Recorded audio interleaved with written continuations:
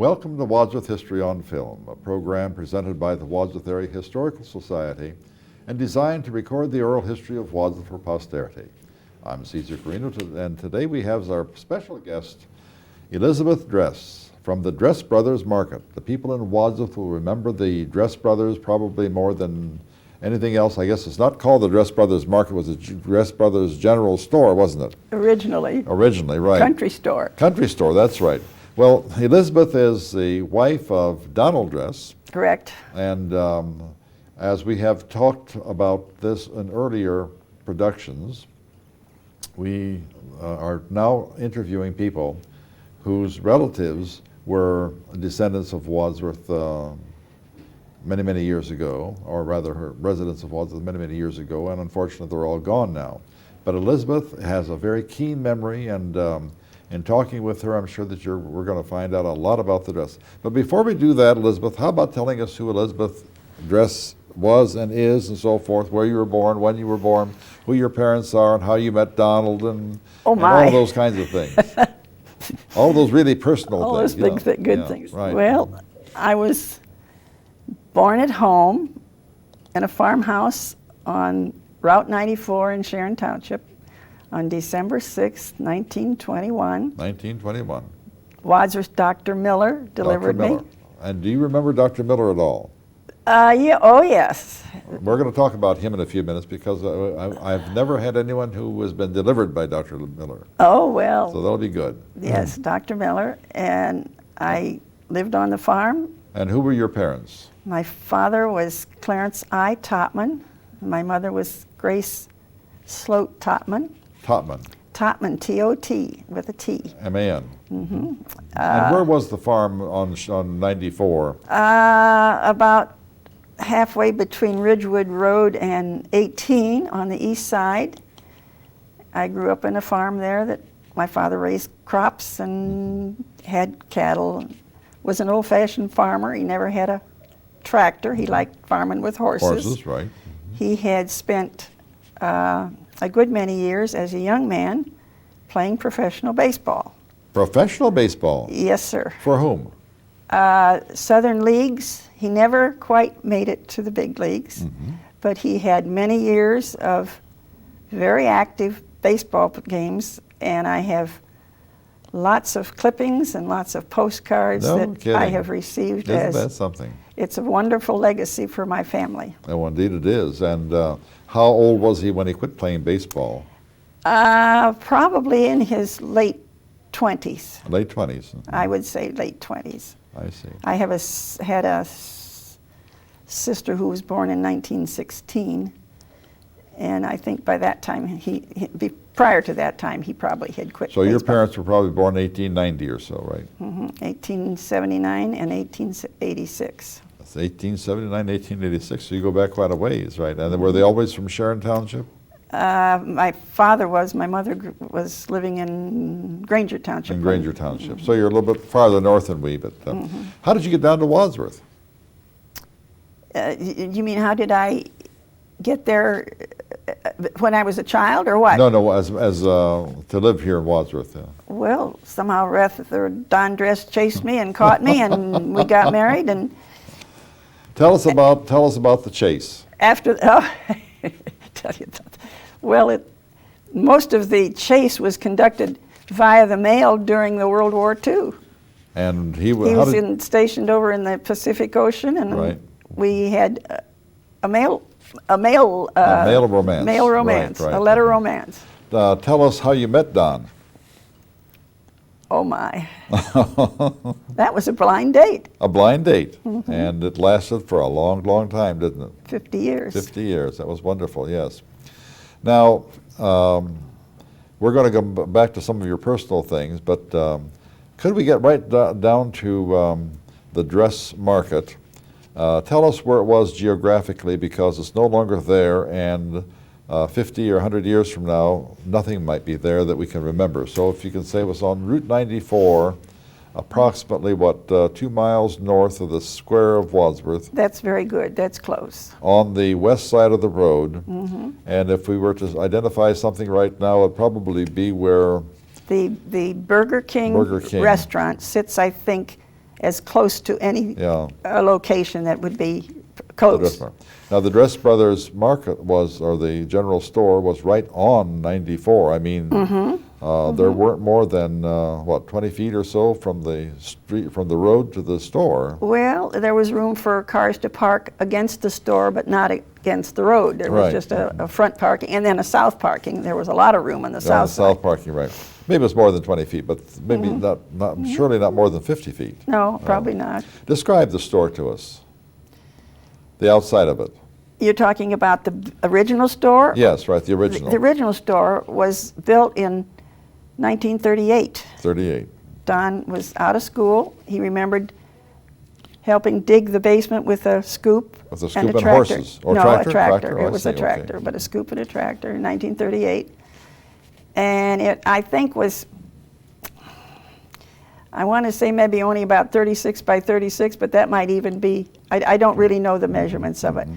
But it was just a simple square building, but it had a basement in it. It had a basement in it, that's right, exactly. And they started out just taking on different items, but I remember when I became associated with the store, all during the years of the war, after I got acquainted with Don and so forth, I went down to see them, and they would stay open until 9 o'clock. And there would be people in and out, buying cigarettes and pop and a quart of milk or whatever. And that was the way I got acquainted with his parents, was by going to visit them while he was in the service. I didn't know him before, you know. So you met his parents at the store. Literally met them through the store, yes. Did they know that you were writing to their son? Oh, yes. Oh, yes, they knew by, that. By that time, yeah, by that time they pretty much They knew that you were writing to their son. How did the store get started to begin with? Mrs. Dress started dressing chickens in her basement. Tell us Mrs. Dress's first name. Sadie Sadie Dress, right. And you remember her maiden name? Schmidt. S-C-H-M-I-D-T, right.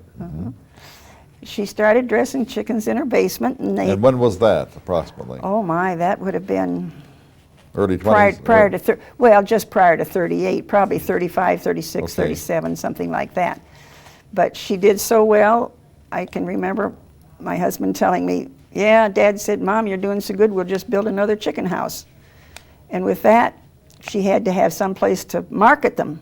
And so that was the beginning of the new building. That's what prompted, they needed to sell chickens out of a facility. Were they living there at the time? Oh yes, living in the house. North of the store or south of the store? north. North of the Just store. north. And the house was no longer there, obviously, anymore. It isn't No, now. no, but it was a very nice house. Describe that house. It was a very, I can tell you that house from top to bottom, it was very old. And I had a man one time tell me that it had been a log cabin and it was moved from Reimer Road to that new location. That's what I wanted to hear you tell about, because that was the story around Wadsworth all the time. The fact that they had moved that from Yes. from Reimer Road. Actually, was it Reimer Road that they moved it from? I Well, thought- or at the corner someplace. Yeah. It may have been at the corner of State and Reimer, I don't know, but it They was. moved it down there, and then they And added. it had the big wooden unfinished timbers in the upper rooms. That's right. It stuck out. And but then they added to the house, did they not? Yes, there were some additions made to it. But there's still a very rustic old home. Oh, A it big, was- and it was a fairly big one too. Yes, it was Yeah, a convent. fairly big. We had good accommodations when we lived there. And you lived there after you're married. After Don's father died, we moved to join Mrs. Dress because her health had been bad. Right. Now, who was Don's father? Claire. Claire Dress. Describe Claire Dress a little bit, and then we're going to describe your mother-in-law as well. Well, Claire was a portly gentleman who'd grown up in Pennsylvania. They came to Akron from Pennsylvania first. They were Pennsylvania Dutch to begin with, weren't they? Exactly. And he was ambitious. He had other children. He had 2 other girls and a boy. Who were the other siblings of Don's? Well, there was a daughter, Constance. And she was born before Don. She was born in Pennsylvania. As I remember, somewhere close to the mid-15s or something like that. Imagine, I'm not very good at their ages. It's all I can do remember my own. You remember your own, right? But there was Constance, and there was there was Dorothy and Constance and Kenneth and Donald, but 2 siblings died very young. So there were 2 other younger children. I guess too. I didn't know about the siblings who had Yes. died. And Ken's wife's name was? Marge Hall. Marge Hall, right. So she has roots in Wadsworth. And Wadsworth too, right next door, as a matter of Yes, fact, right yes, south down of, the road, just down the south road. of the store. We had Marge's sister on a few years ago, it would be Elnora Hall, Elnora Hall Haith. And they stayed in Wadsworth as well, didn't they? Hall. For a while. I mean, the Marge and Ken. Yes, but he had a job at PPG. Right. that- I know he didn't have too much to do with the store particularly. We go into the store now. This would have been, what, 1938, you say, that they built the store? the first building. And what we did was to have chickens, right? That was- Did they have the great big walk-in cooler? Well, I suppose some kind of a cooler. That was before I was connected with it, Oh, so I that's don't. right. So I you don't don't have remember that. a very good picture on it. What I remember is from 1944, 44 and 45. And you worked in the store, actually. No, not at that time. I didn't. I mean, at one time you worked in the store, didn't you? After the addition was Yeah, on. after the addition Yeah, was on. yeah. Well, So- I worked in the little store, we always called it the little store. I helped run the little store while Don helped the builder build the big store, because he wanted to tend the mason, and that was his job, and my mother-in-law and I run the store. Now tell us a little bit about your mother-in-law. Describe her a little bit. Hard worker. A delightful woman. Yes, she was. Very, very Just kind. a delightful lady. I think of her lots even Do you? now. That's She nice was- to say about your mother-in-law. We had times when I thought I never wanted to live with my in-laws, but it was a necessity at the time because she just simply wasn't capable of taking care of herself by herself. But she could work in the store, and she loved that grocery store. That was her baby, the little one. We actually had, at one time, that we sold paint. We sold a limited amount of pipe fittings. We had a beer license. We had beer that we sold, and we had bread men and grocery men and delivery men of all kinds. You know, it was a big little store. I never saw so much merchandise in a small space. In Wadsworth, if you couldn't find it anywhere else, go to Go to Dresses, they'd find They her, would figure find out a way. it. But They'd she figure out a way. worked. Her middle name must have been Work. Yeah, I know that because she was a hard worker, and she was she was- understanding, a very good cook, too. Oh yes, oh yes. good cook. And she was good to the children. If you ask anybody over the age of 60, it came at Dresses, they'll say, "Oh, I remember Mrs. Dress giving me a pretzel stick." She was great for remembering the kids. Yeah, she was a very, very generous person, very kind person. Do you remember any of the earlier customers who are no longer with us?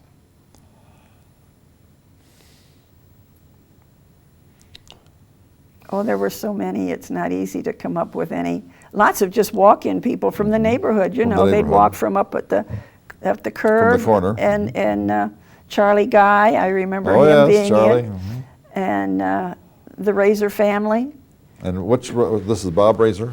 Glenn. Glenn Razor, okay. Glenn and Wilberta and Okay. Ray Allen. And all of his buddies would be in, you know. Of course, Don didn't have anything to do with the store until after he got home from the service, which was Right. 45. And then he kind of And then ran the store, didn't he? Then he came down and worked in the little store. In the little store. Mm-hmm. What about some of the other kinds of things that you would sell? I'm thinking now that right now you go to a grocery store and you see packaged meats and packaged this and packaged. What did you have? Nothing packaged. Nothing. One small meat case, but I can still remember somebody would come in and they'd say, "Mrs. Dress, I want some of your good hamburger." Right. She'd go in the one Walker cooler that we had and come out with a fairly big piece of meat, and she'd go back in the corner, had a meat block. I have the meat block in my kitchen now. It's about that big square, and she'd trim out very carefully the best of the meat, and that party would come back again and get some good hamburger. Good hamburger. And what would hamburger cost at that time?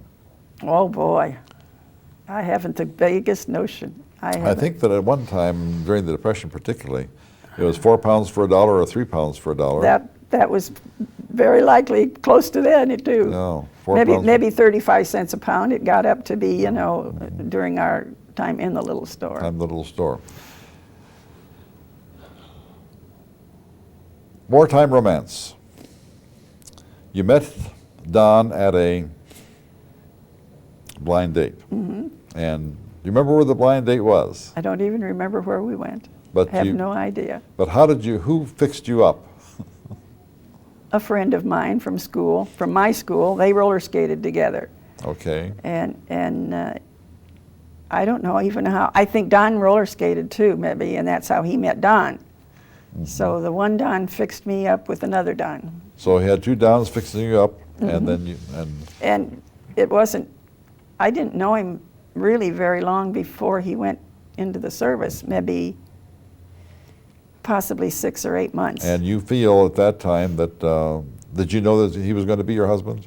No way. No way. No way. No way. What finally cinched it then? I don't know. Maybe his letters. He was such a good letter writer. Mm-hmm. Nothing special. They were so common that we ended up burning him in the fireplace one time because there wasn't anything valuable in them. Mm-hmm. He didn't participate in any exciting war mm-hmm. part of the Second World War. He was stationed on an island as a maintenance person at an airport. Mm-hmm. Mm-hmm. So he didn't, fortunately, have to do any of the dirty work, but he said it was very boring.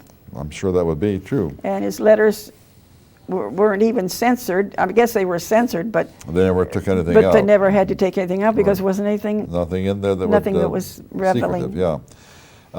You were married when then? 17th of March, 1949. 45, I'm sorry. 1945, at St. Patrick's Day of 1945. Mm-hmm.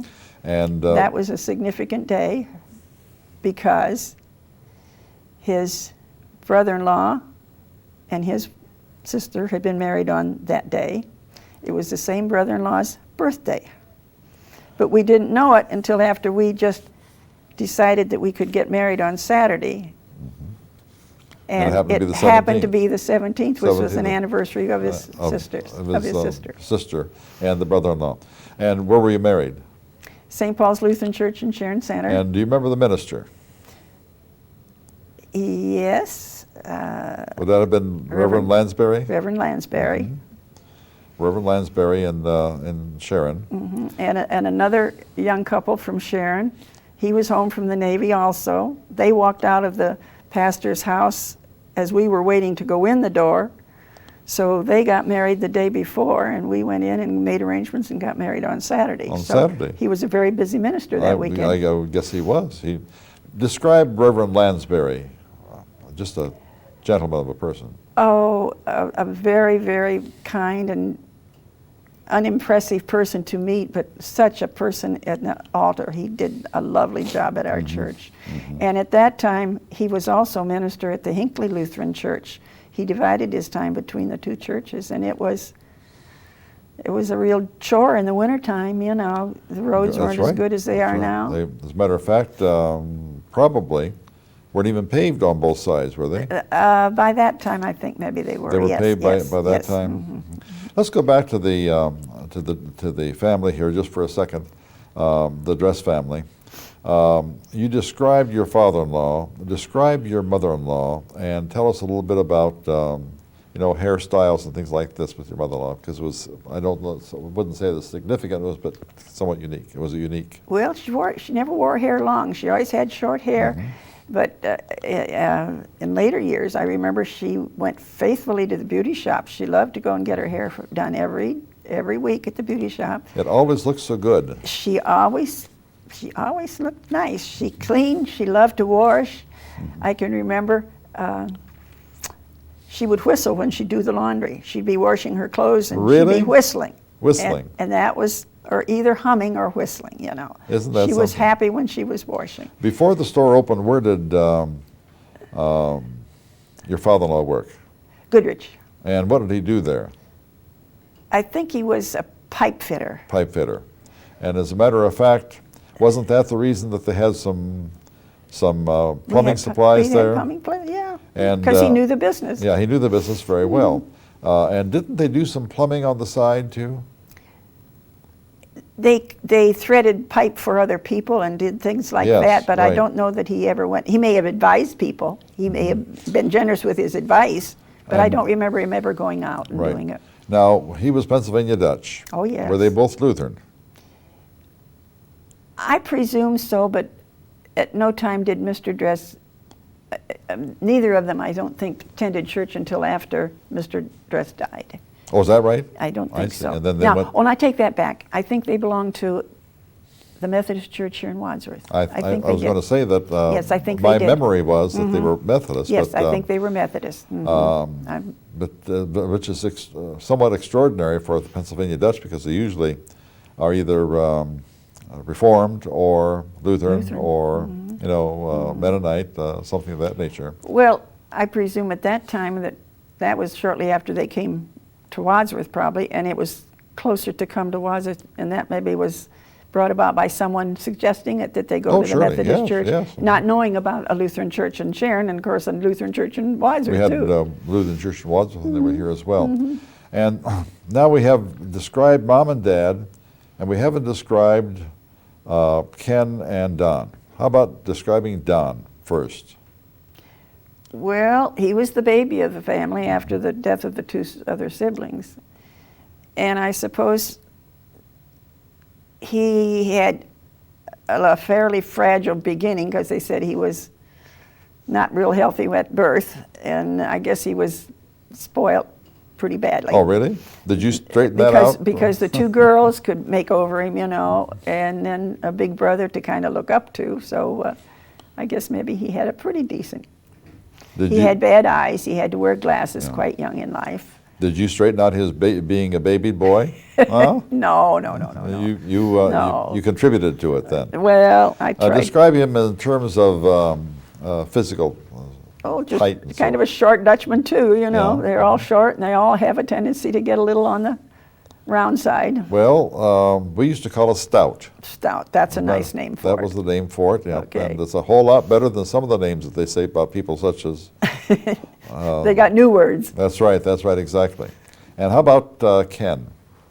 He was the student in the family, very brilliant, loved to study, and did well in school. And after graduation, And he graduated in what, 35, 36, somewhere in that area? I would 30-something? presume so, yes, something like that. His mother was acquainted with a man in town who had a job at PPG. And he knew about Kenneth, and he said maybe he could find work for Kenneth. Do you remember the name of that man? I knew it at one time, but Do you know where he lived? No. Could it have been Hap Robinson Somebody that was that already worked at that. or Willard Hollinger? I don't think I would know it if I'd hear it. Okay. I just remember somebody that was a contact for him. for Okay. PPG, and he went over there and got a job, and that was the only job the man ever had. That had. He died. He retired from there. And what kind of work did he do there? Oh, very very technical. I'm not in spectrography or something like that. Spectrography. Yes, Yes, something like that. It, It was very, very high tech, I know. I know it was very high tech at the time. Now, he married Marge Hall. Marge Hall was doing what when he married her? Do you remember? I have no idea. Wasn't she working at the school? That I wouldn't know. I thought she was a secretary of the superintendent or something of that nature at I that don't. time. I honestly know. Didn't I know never that. heard that, but that's highly possible. I don't remember if I'm accurate on that, so, but I'll find out tonight because someone will call me and say that she either did or didn't work there. I get corrected a lot, and that's fine. That's what this is for. This is not a finished product. We're just trying to get as much information as possible for the person who writes the history and for the 200th anniversary in 2014, I guess. The describe then also, or not describe necessarily, Ken and Marge had children. And who were those children and where are they now? The daughter, Kaylin, is a retired school teacher. She currently lives in Stowe, Ohio, married to a man by the name of Richard Finelli. And they also had a son who was age-wise between my two boys. And unfortunately, he had a very bad automobile accident and was left with some deficiencies. Quite a few deficiencies, as a matter of fact. Speech, and but he is now... Paraplegic, wasn't he? Pardon? Was he paraplegic? No, no, it was all mental, mostly mental. Mental, was what I He said. has although he has come so far that he remembers wonderfully, and he can meet people at Akron. He and his father used to walk at the malls, and if he saw a face that he'd ever seen in Dress Brothers, He would remember he it. knew him, and he'd go up to him and say, "I know you. I might not know your name, but I know you. I saw you at Dress Brothers." And No kidding. How wonderful. How wonderful. That's Yeah. great. That's great. And I was privileged to see him over early in December, and he works as a worker in a restaurant in the kitchen. And his name is? Bradley. Bradley. Now, you have two children, as I remember, I have two children. and they're both boys.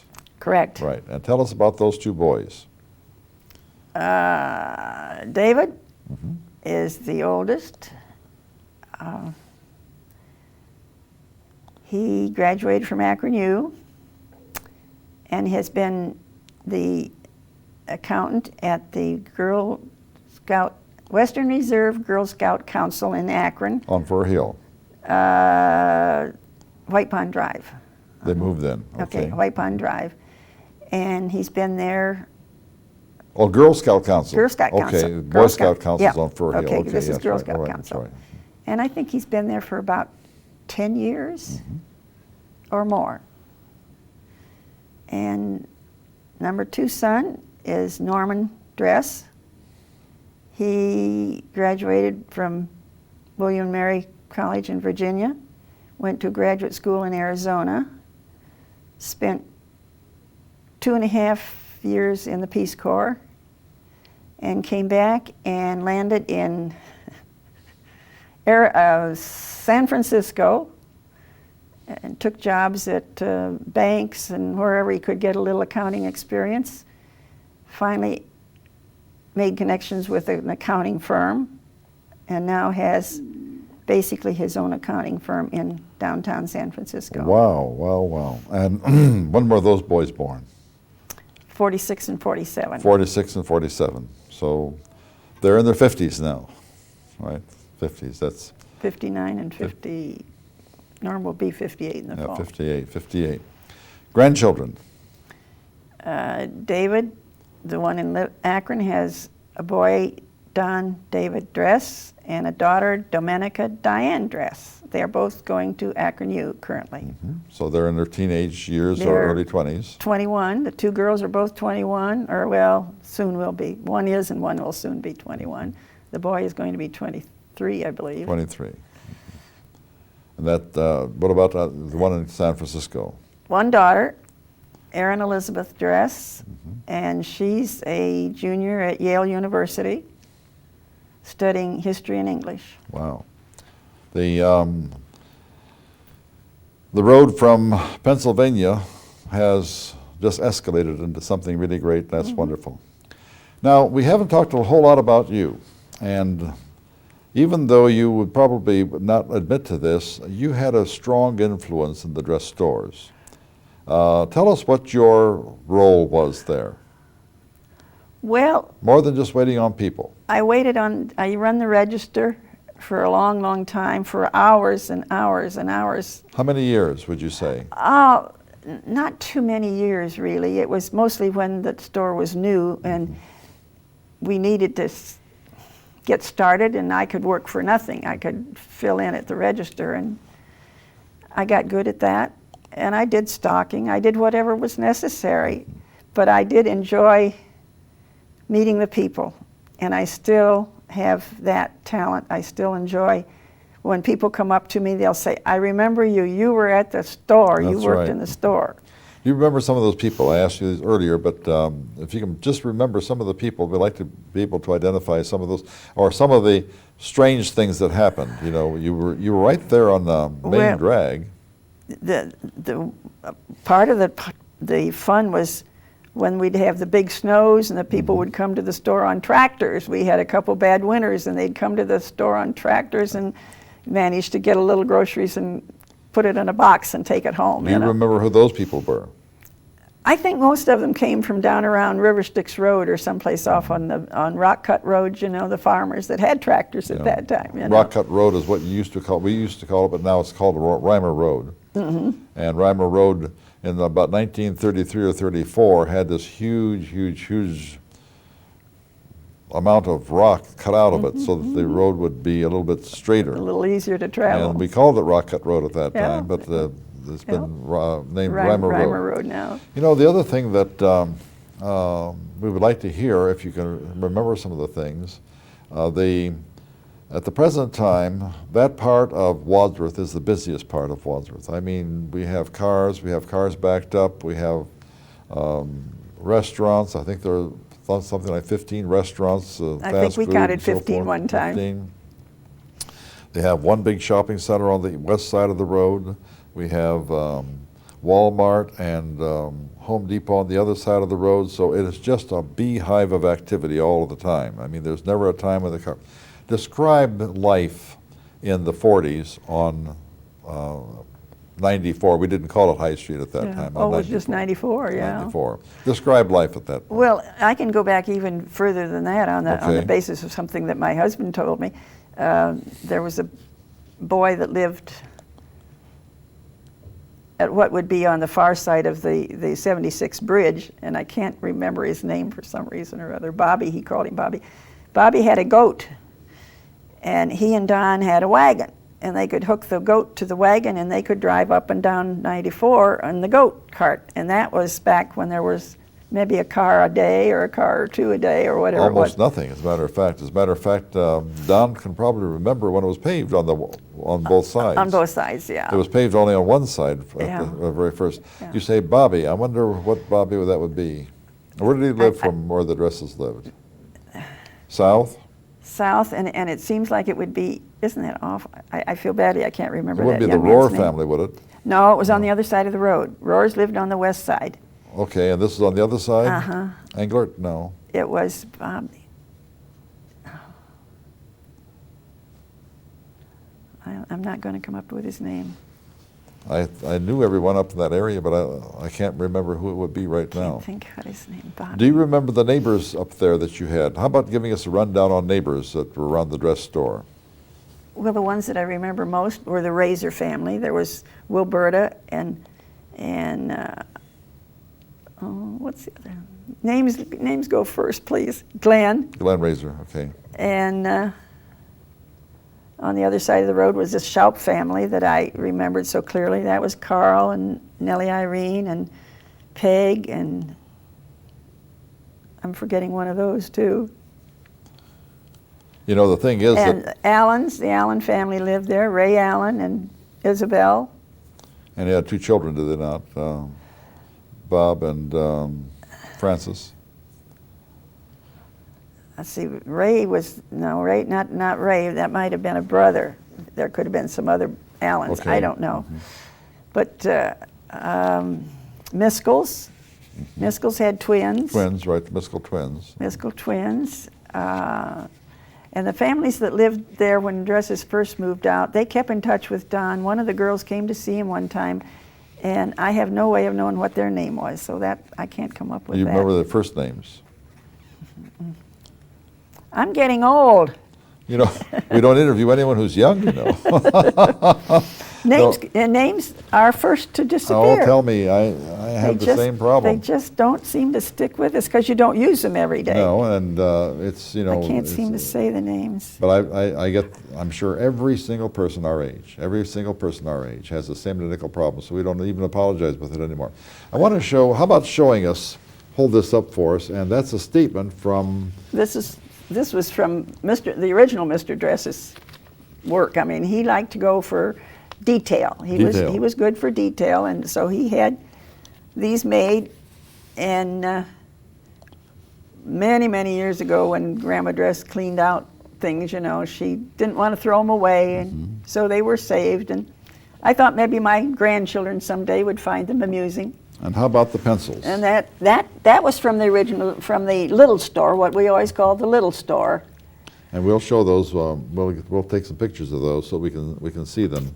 We'll hold those up and so we can actually see them.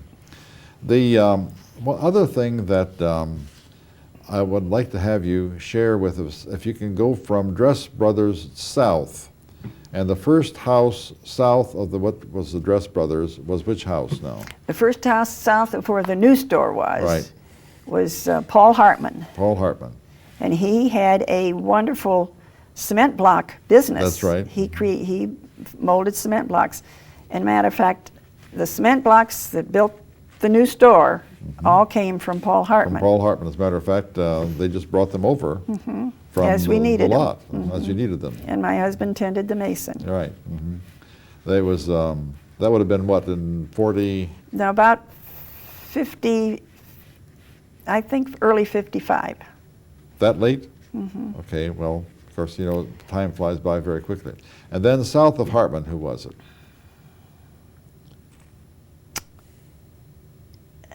The first house, I guess, would be the Razor House. Okay. And then beyond that, how far down? There was another house. There was a brick house that got moved from the west side to the east side, and that man's name.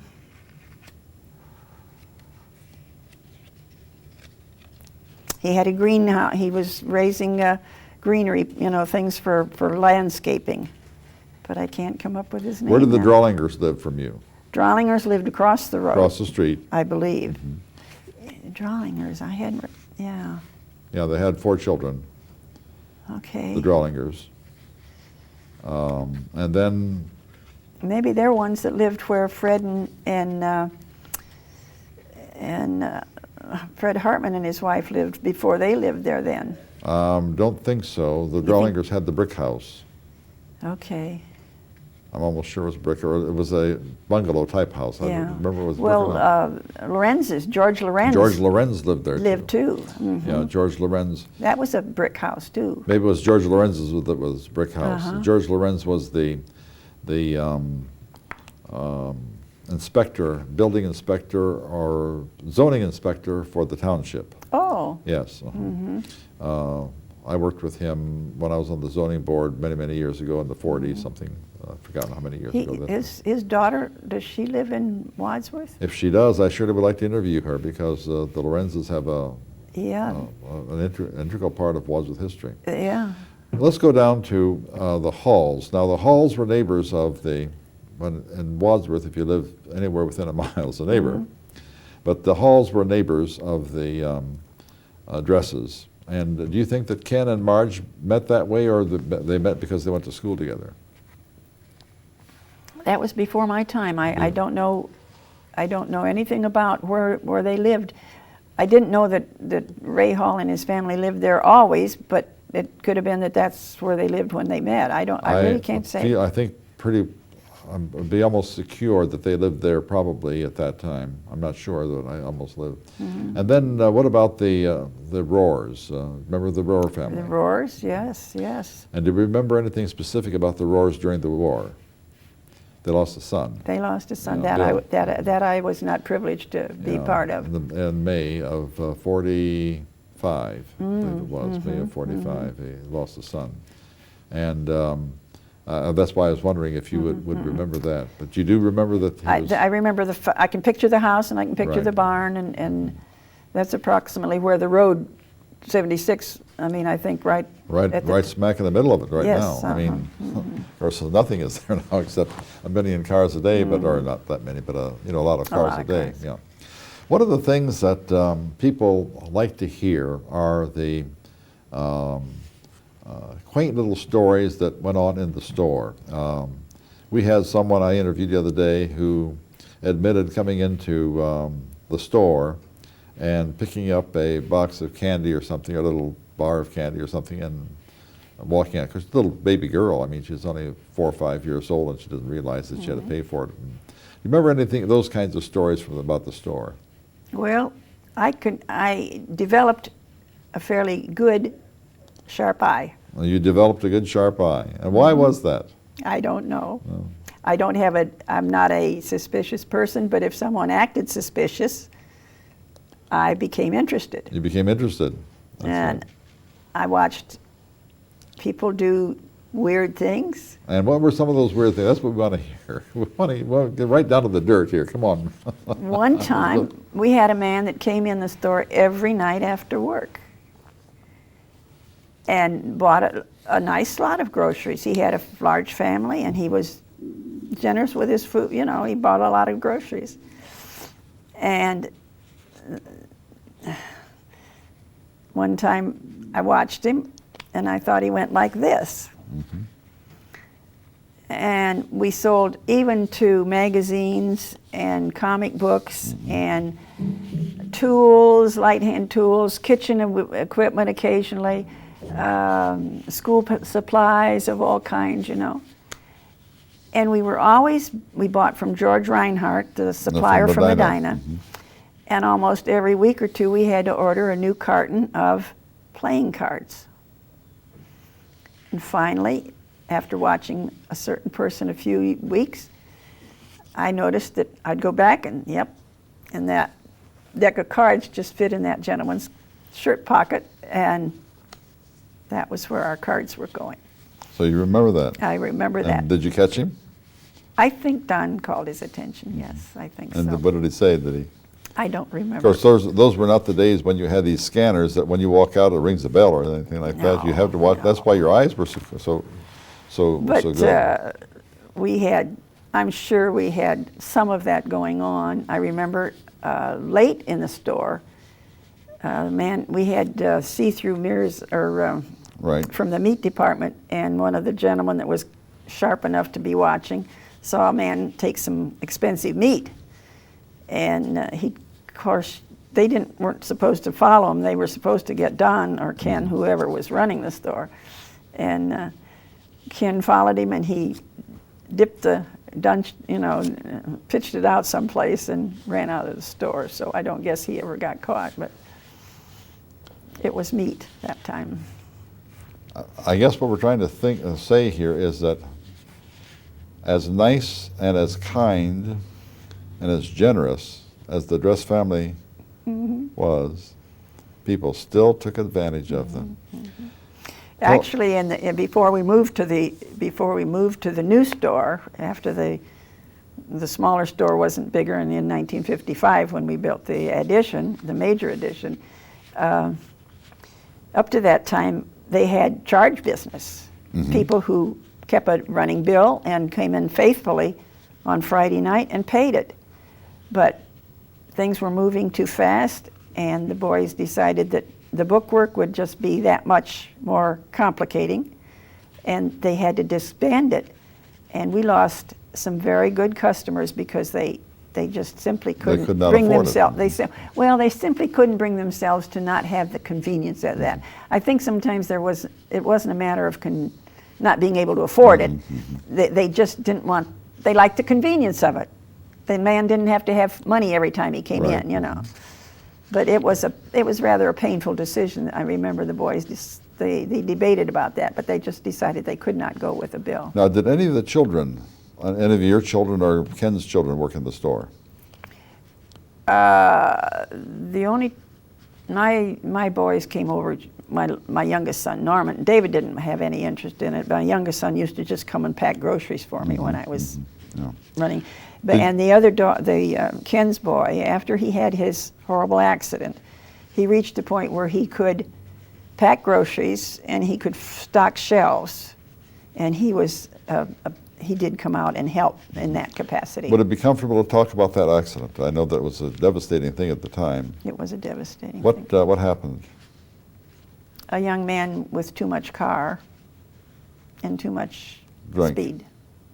Wasn't he drunk? I've heard that. I thought that was the that. story around town at Yeah, least. I've heard that. And But where was he hit? It happened off, I think, one of the expressways, one of the ant ramps that came off Right. of 77, and he was entering 77 and lost control of the vehicle and had a very bad crash. And was there anybody else in the car? Girlfriend was in the car. Girlfriend was. What happened to her? I have never heard what eventually happened. She was very seriously hurt, though. I know she was very seriously hurt. This happened probably, what, 60? Well, he'd had either 1 or 2 years at college, so it would have been, he graduated in 65, it would have been 66 or 67. Right. I remember the day that it happened. Oh, do Yes, you? oh, surely do. As a matter of It fact. was devastating. It was horrible, yeah. It was just devastating. You say it was 77? I didn't think it was. 67. No, 77, on Route 77, I thought it was I think it was, on 21, wasn't it? no, I think it was on 77 in Arlington, where Arlington Road comes on to 77. I believe that's what Was they it told me. 77? Okay. I believe that's I was what they wrong told me. then. That was, I thought it was farther north. Where was he going at the time? Do you remember? Just, he was home from college, and it was Yeah. just. And where, I mean, where was he going to college? Oh, he was going to Miami University. Miami University, right. Down at Oxford. And so this would have been during a break, right? It was the vacation time. I don't know whether it was in the summer or whether, that I can't seem to remember. Yeah. But I remember it was just very, of course it was in the paper. And, Oh. And of course, everyone knew everybody in Wadsworth, and everyone grieved these things. It's hard to believe that now when Wadsworth is, since 1990, 40% of the people are new. Yeah. But at one time, we just knew everybody. Now, did you always live next to the store, or did you live elsewhere after a while? I lived at the store from 1949 until we purchased the house on Fixler Road in 1971. So you actually, essentially, your time in Wadsworth was right there on 94 That at was the only the place. store, right? And you lived with your in-laws, of course. Well, by that time, the father had died. Yeah, he had died. The- Well, he the- died, what, 40 or 50 years ago? 40 years ago. He died in 48, Well, because we 50 moved down was- in 49. Okay, 50 some, yeah, more than 50 years ago. I know it was a long, long, long, long time ago.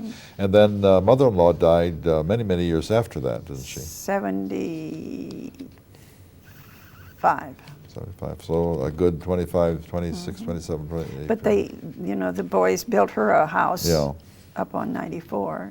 She lived there by herself. By herself, and then, And that was ironic, because when Mr. Dress first died, she was, well, she had just recovered from a fairly serious illness herself. Matter of fact, there was some confusion when they heard that Mr. Dress had died. They said, thought "Oh that no, she had died," yeah. it had to be Mrs. Dress, because she's the one that's been so sick." When in fact he did have a heart condition, and that didn't last very he wasn't all that old either. No, he wasn't. He was No. only in his 60s. Yeah, I remember that, and it was a big loss to the community, because the community here Well, grieved. he was a figure that was hard to ignore. Well, yes, he was. Talk about their generosity. I know it was probably never talked about particularly, but everyone knew that the Dress people were very, very generous with everybody. Well, the one small item that always stuck in my mind, and I was never a recipient of that, but all the young kids that came into the little store, not the big store so much, but the little store, they'd say, "Oh, Mrs. Dress would always give us a pretzel stick." Yes. We all got a pretzel stick or a little piece of penny candy. You had pieces that you could hand out small amounts at that time. And ever so many people still say, "I remember getting my pretzel stick from Mrs. Dress." They probably never were what you would consider wealthy store owners. No way. No. But they just worked. They worked, and they enjoyed waiting on people. They Yeah. enjoyed being around people. Mrs. Dress was probably more the Aggressive. aggressive worker, but Mr. Dress likes to chat with the people, and he'd entertain he'd always strike up a conversation with them. The conversations were almost always with someone he knew, because he knew everybody in town, and everyone in town knew the Dresses. I don't know of a person who did not know where Dress's store was. Yeah. Did not know a person. But when I went into the grocery store where I traded Giant Eagle, and I said, when it first opened, I said, "It's hard to believe that the land that this grocery store on is land that my husband's family owned at one time." That's right. They look at you like Yes, this, get a little. Yeah, that whole area up there. How many acres did the Dresses have there? When they came out in 1922, they bought 10 acres. and that was called a farm. Oh, yes.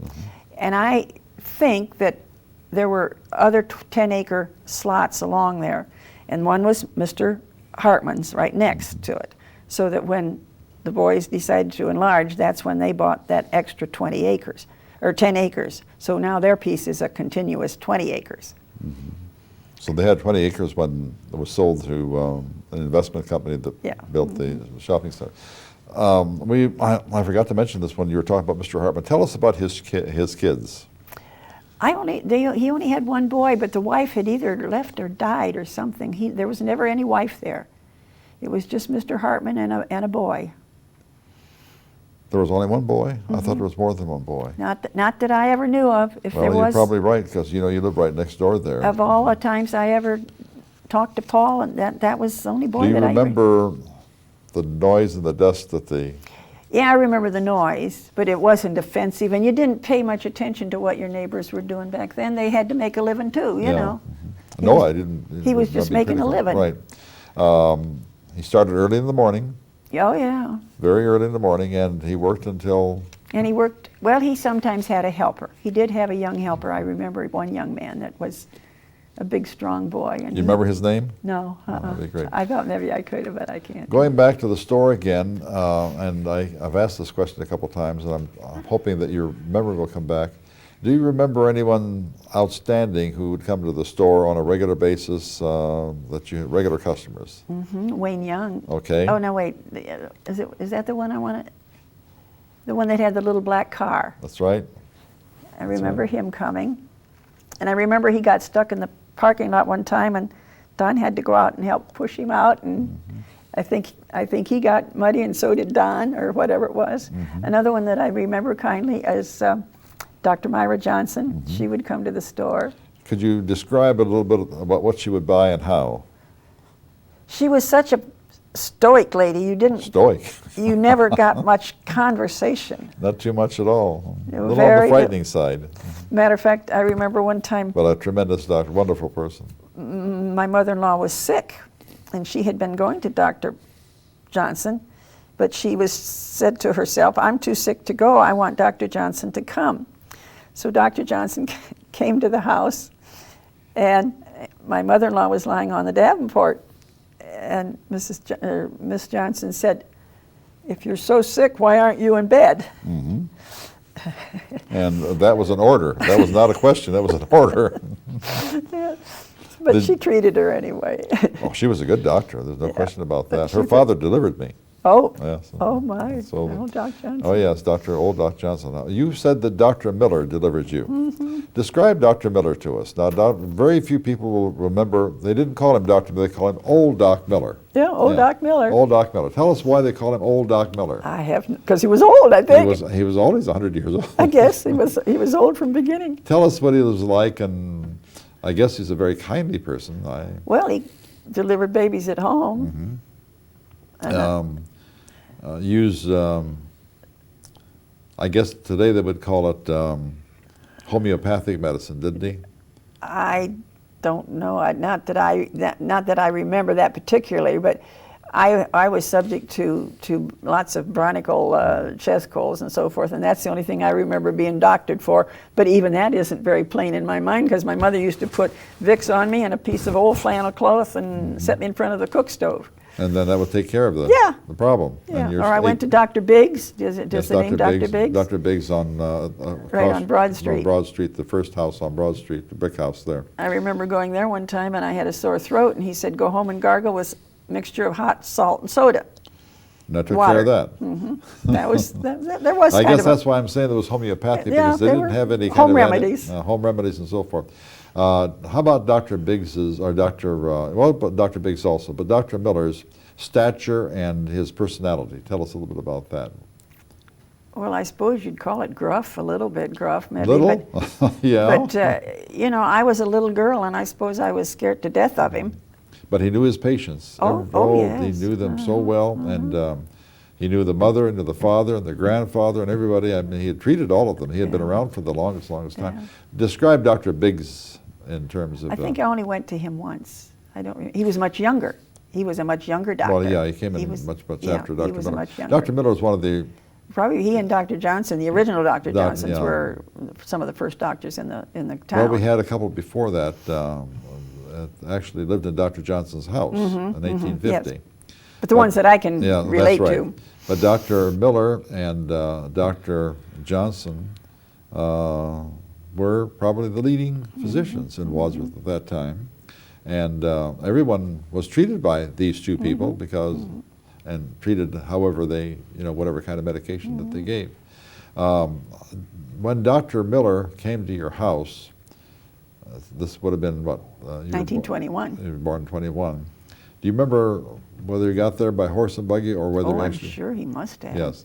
Don't you think? In the winter? In the wintertime, I almost believe so. so.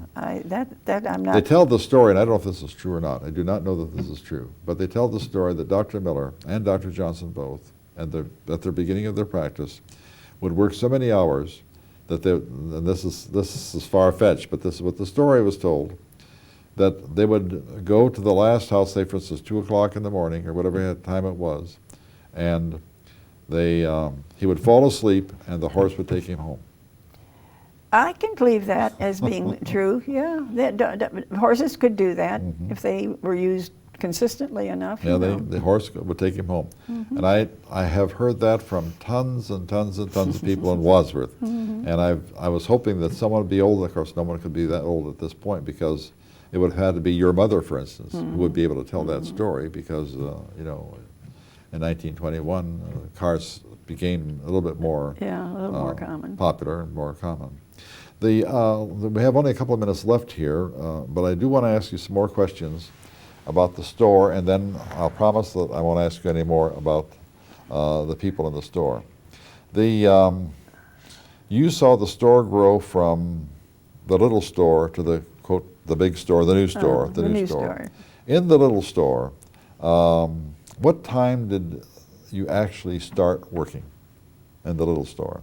Well, I suppose if Mr. Dress was up, he probably was over there at 7 o'clock. If not, it was at 8 o'clock. But they started at 8. They made sure that they were there at 8, and they closed at 9 o'clock at night. 9 o'clock every single solitary night. And one of the jokes that he could be very funny. He used to say on Saturdays and Sundays nights, he'd go out and walk out toward 94, and he'd look up one way and he'd look up the other way, and he said, "Oh, there's nobody coming, I guess we'll close up," and then he'd go in and lock the door.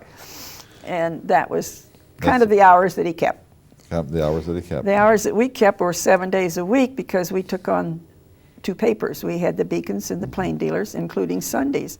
So there was no changing hours. You were open at 8 o'clock every day in the new store. In the new store, as a matter of fact, it was probably one of the only stores in Wadsworth that you can go almost any hour of the day or night. And we were open 7 days a week. 7 days a week. Your Sunday business was phenomenal. I mean, you couldn't find a parking space there on the Sundays because there were so many people who were coming in there. And then after we built the drive-in, converted what had been the little store into the drive-in, it became the place to be caught getting a hamburger. There you go. And the milkshakes and the frozen. Who did the cooking at the drive-in? I forgot to mention that one. Well, Don was a pretty adaptable young man, and he had a good teacher. We bought the equipment from a man who was a Quaker Oats salesman, who also was a driver, and he had all of the equipment in a business at Lakeside, up on the lake. But he could no longer handle that, and he said to Don, "I think you could make some money with this equipment." He said, "Why don't you give it a whirl?" So they moved the ice cream business down, and he taught him how to make hamburgers. Well, you don't teach anybody how to make hamburgers, but he gave him his own tartar sauce recipe. And so to Bill, here goes names again. Can't say his last name. Well, we'll have to hold that one because we are at the end of our hour, and I wanted to thank you, Elizabeth, for coming. This has been just delightful hearing about the dress. We have had no one to do it, and you are the only one. Thank you again. Thank you for having me.